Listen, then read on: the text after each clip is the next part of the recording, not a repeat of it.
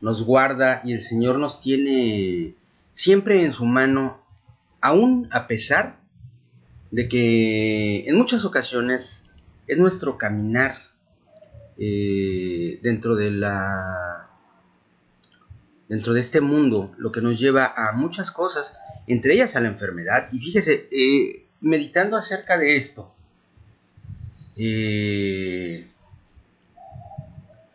voy a compartirle algo que es un poquito polémico. No todo el mundo lo acepta así, pero a ver, analícelo conmigo, piénselo. Decía un teólogo que meditaba al respecto, dice: si una persona viviera siempre bajo la voluntad de Dios, una persona viviera sin pecado, tal como vivió Jesús, no se enfermaría nunca.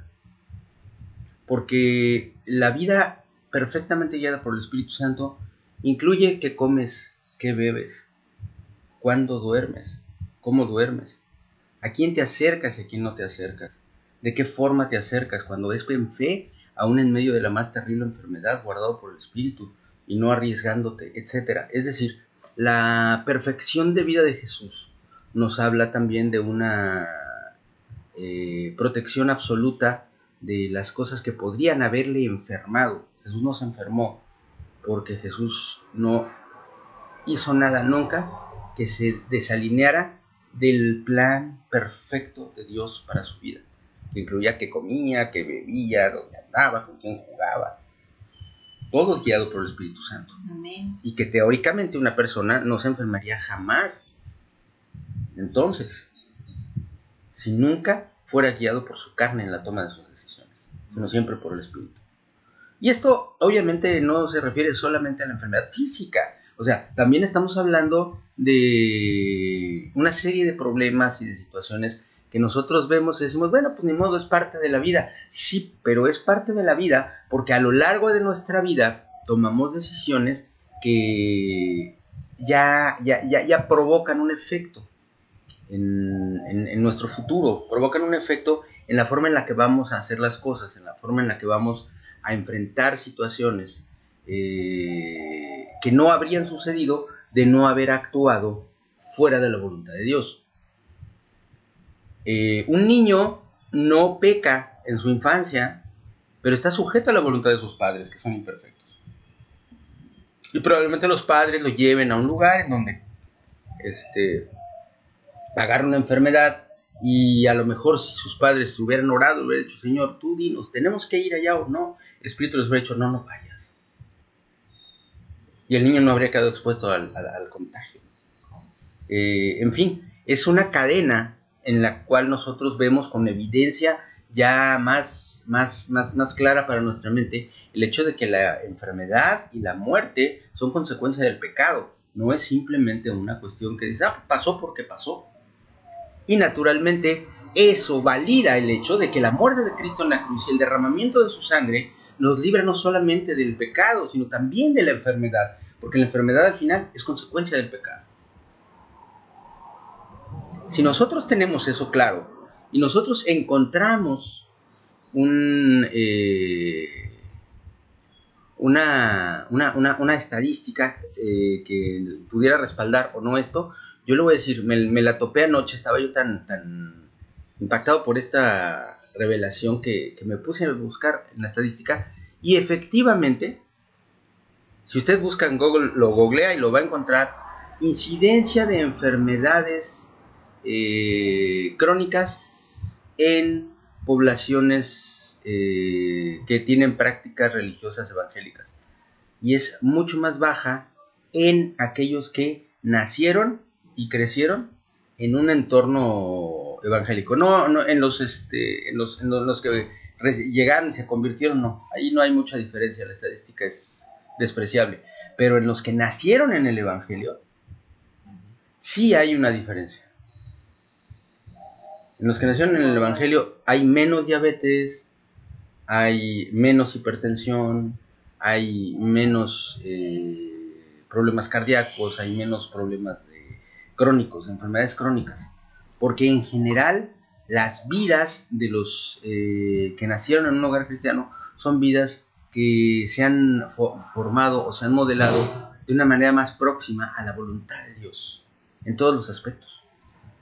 Y se enferman menos. Digo, lo que agarras en la calle, una gripa o algo así, pues bueno, es parte de nuestro caminar. Pero las enfermedades crónicas que son producto de una calidad o de un estilo de vida que nos daña a sabiendas, si lo seguimos haciendo, lo seguimos comiendo o lo seguimos bebiendo, etcétera, es mucho más baja en los cristianos de cuna. A mí me llama mucho la atención porque todo eso es un dato interesante, ¿no? Y dices, oye, qué padre, pero bueno, dice la palabra de Dios. Fíjese bien, esto es un texto largo. Yo le invito a que lea completo Romanos 7, lea completo Romanos. Pero el capítulo 7 nos habla acerca de esto y fíjese lo que dice. Le voy a leer a partir del verso 7. Dice, ¿qué diremos pues? ¿La ley es pecado? En ninguna manera. Pero yo no conocí el pecado, sino por la ley. Porque tampoco conociera la codicia, si la ley no dijera, no codiciarás. Mas el pecado, tomando ocasión por el mandamiento, produjo en mí toda codicia, porque sin la ley el pecado está muerto. Fíjese lo que le estoy diciendo, esto es algo tremendo, porque muchas veces nosotros nos preguntamos en nuestra lógica, que no tiene nada de malo, pero a veces es incompleta. Bueno, pero es que y las personas que no saben nada de la Biblia, ni de Cristo, ni nunca, jamás han oído hablar de Jesús, que son miles de millones, no creo que son unos cuantos. Ellos entonces, ¿por qué podría considerarse en ellos pecado algo si ellos no conocen la ley? La palabra nos muestra con claridad que este razonamiento es lógico y es efectivo. Si una persona no conociese nada acerca de la ley, no podría pecar porque no tendría ninguna ley a la cual obedecer o a la cual transgredir. Pero sin embargo, la carta a los Romanos, capítulo 2, nos dice con toda claridad que la ley de Dios es una ley que está escrita en nuestra naturaleza, que fue establecida por Dios a su imagen y semejanza, y que a semejanza del Señor nosotros también reflejamos la voluntad de Dios, aún en nuestro cuerpo, aún en nuestra carne.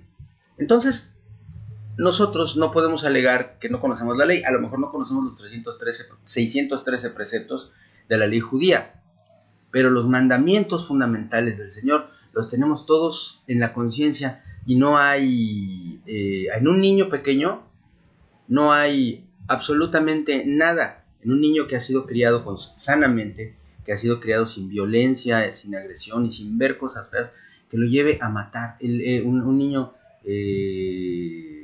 tiende más a sentir aprecio por la vida. Un bebé, piénselo usted, un bebé no llega y trata de arrebatarle un dulce. No trata de arrebatarle un dulce. Los niños que llegan y tratan de arrebatarle un dulce lo hacen porque a ellos se los han arrebatado muchísimas veces. Pero un niño que ha sido criado en amor, lo primero que hace es, si trae una paleta, es metértela en la boca. El impulso natural del pequeño es dar, no quitar. Y así sucesivamente nosotros podemos encontrarnos con que el ser humano por naturaleza tiende a reflejar la gloria de Dios. Sin embargo, esa tendencia queda rota por causa del pecado que portamos en nosotros, y eso es algo tremendo. Vamos un poco más adelante y fíjese bien lo que dice aquí mismo en el capítulo. Le repito, léalo completo, pero se lo voy a leer para que vean a lo que me refiero. Dice el 13: luego lo que es bueno para mí vino a ser muerte para mí, es decir, la ley se convirtió en muerte porque me hizo consciente de mi pecado y por lo tanto me llevó a pecar. En ninguna manera, sino que el pecado, para mostrarse pecado, produjo en mí la muerte por medio de lo que es bueno, a fin de que por el mandamiento el pecado llegase a ser sobremanera pecaminoso. O sea, había una intención específica de Dios cuando estableció la ley para que nosotros pudiéramos tener evidencia de nuestro pecado, que pudiéramos nosotros comprenderlo. La intención no era condenarlos, sino comprender que nuestras fuerzas humanas son incapaces de abstenerse del pecado. Porque lo que hago, no lo entiendo, pues no hago lo que quiero, sino lo que aborrezco, eso hago. Y si lo que no quiero, esto hago, apruebo que la ley es buena. Es decir, mi forma de actuar, que me aleja del camino de Dios, muestra que era necesario que el Señor estableciera para nosotros una ley, de manera que ya no soy yo quien hace aquello, sino el pecado que mora en mí. Y así continúa demostrándonos a nosotros que, como decíamos al principio de esta breve plática, nuestra vida, nuestra naturaleza, las enfermedades, los problemas, las situaciones complicadas en las que nos metemos, nos hacen evidente que el resultado, que la paga del pecado siempre es mala, y desemboca al final en la muerte. Ahora bien, en este texto yo quiero que usted recuerde algo, un paréntesis, quiero que lo recuerde. Los capítulos y los versículos se pusieron mucho después de que se escribió la Biblia, ¿eh? O sea, no crea usted que porque cambia de capítulo o versículo ya es un tema aparte. No necesariamente. Los capítulos y los versículos se pusieron después. Es el mismo texto y dice adelante en Romanos 8:1. Ahora pues, ninguna condenación hay para los que están en Cristo Jesús. Ojo, aquí viene la palabra de poder. Los que no andan conforme a la carne, sino conforme al Espíritu. Amén. Los que no andan conforme a la carne, sino conforme al Espíritu. El pretexto más extendido que puede haber para que la humanidad peque, no la humanidad, para que cada persona individual peque, es, ¿qué quieres? Pues si somos carne, ¿no? Sí, pues ya sabes que pues caemos en tentación y lo decimos como si eso nos justificara ante Dios del pecado y nos hiciera o validara en nosotros la conciencia y la vida de pecado y por lo tanto la aceptación de las consecuencias de ese pecado terrenalmente. Pero eso sí, no queremos que las consecuencias eternas de este pecado se nos vengan encima. Y llegamos a Cristo Jesús.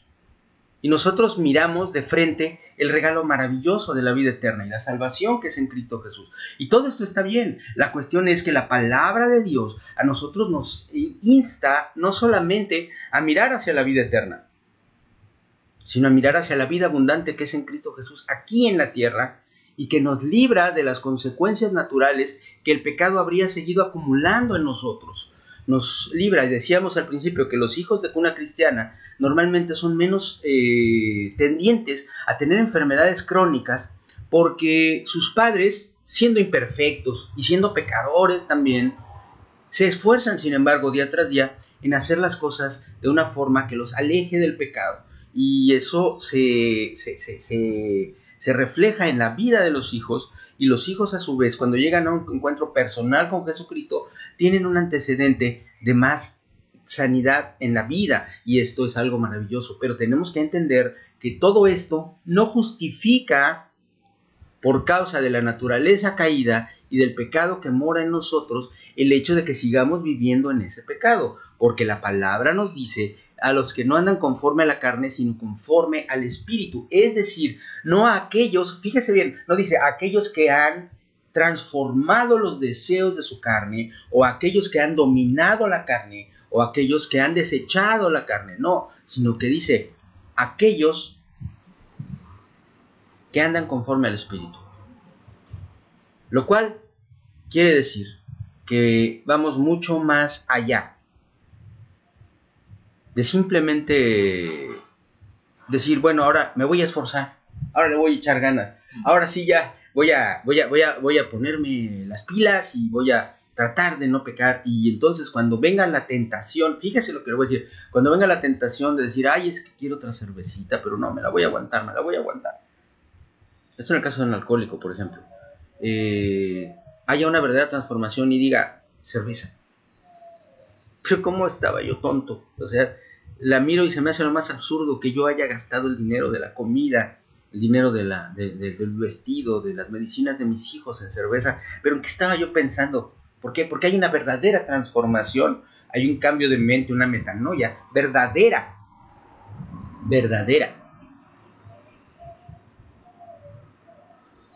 Esto es andar en el Espíritu. Andar en el Espíritu es ser renovados por el Espíritu Santo, lo cual nos permite entonces sí transformarnos a nosotros mismos por medio de la renovación del Espíritu Santo.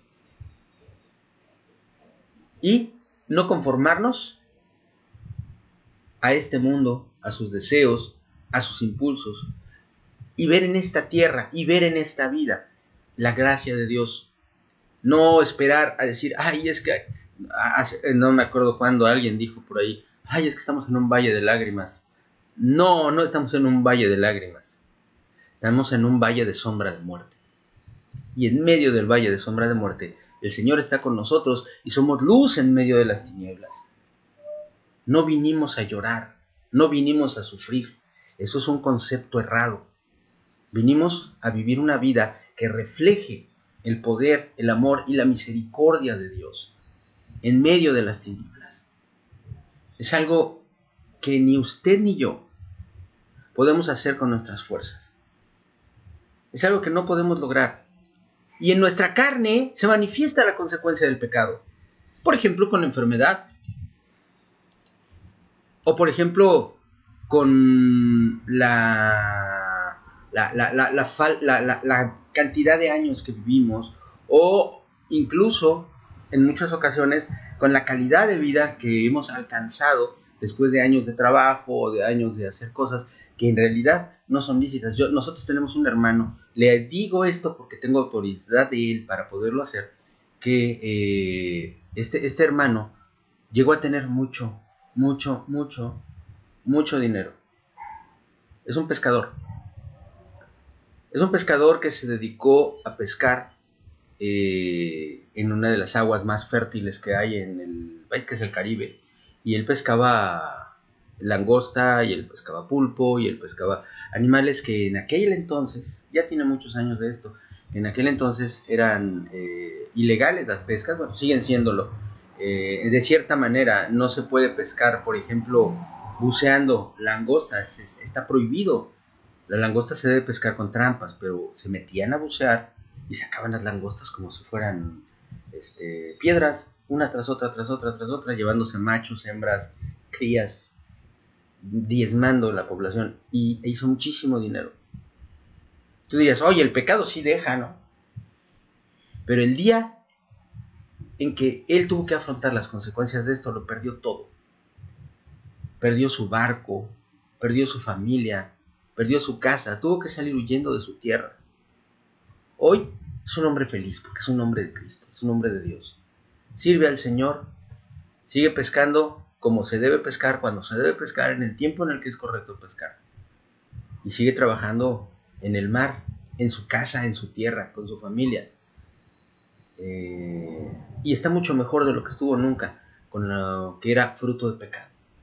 Y él lo dice siempre, todo lo que es habido por causa del pecado se va rápido, no dura, porque no tiene la bendición de Dios. Entonces, amados, en resumen, porque creo que no he aclarado cuál es la intención de esta plática. En resumen, nosotros tenemos que entender que efectivamente nuestra carne, a lo que se refiere la Biblia con eso es a nuestro cuerpo y nuestros 5 sentidos, porque nuestro cuerpo, nuestros 5 sentidos son el contacto que tenemos con el mundo que nos rodea. Es tendiente naturalmente al pecado. Pero cuando estamos en el Espíritu, no se trata de decirle al Señor, Señor, dame fuerzas para aguantar la tentación. Es decirle, Señor, yo te entrego los deseos de mi carne, yo te entrego este cuerpo de muerte para que me renueves, para que me hagas nuevo. Y entonces, de pronto te vas a dar cuenta de que ya no tienes necesidad de aquello que la carne te impulsaba a buscar. Y eso no va a redundar en que te vayas al cielo, porque por eso no puedes hacer absolutamente nada. Tu lugar en el cielo lo compró Cristo, ya está pagado. Ese lugar ya no tiene necesidad de que tú te esfuerces por él. Cristo ya pagó por tu salvación. Lo que va a ocurrir cuando tú sujetes tu carne y dejes que gobierne el Espíritu de Dios sobre tu espíritu y que tu espíritu gobierne tu carne, es que vas a vivir aquí en la tierra la transformación de una vida mediocre en una vida hermosa, una vida feliz, una vida que a lo mejor los demás van a ver y van a decir, qué raro que esté siempre sonriendo, si sigue teniendo problemas. Lo que no saben es que sobre esos problemas vas con Dios mismo a tu lado, con el Espíritu Santo en ti y con la guía de Jesucristo. Esfuérzate, vale la pena. Y no es porque lo hagamos como negocio con Dios, pero Dios es tan bueno que sin que tuviera por qué darte nada, te da todo y te ama. Y si estás enfrentando un problema, si estás enfrentando una duda, una dificultad, una enfermedad, examínate a ti mismo. Y seguramente vas a encontrar cosas que aún no le has entregado a Dios, que es necesario que se las entregues para que pueda pasar la prueba por la que estás atravesando y el Señor te diga, aprobado. Ahí está el milagro con el cual tú eres libre de la lucha con la que estás peleando. Porque es una promesa de Dios.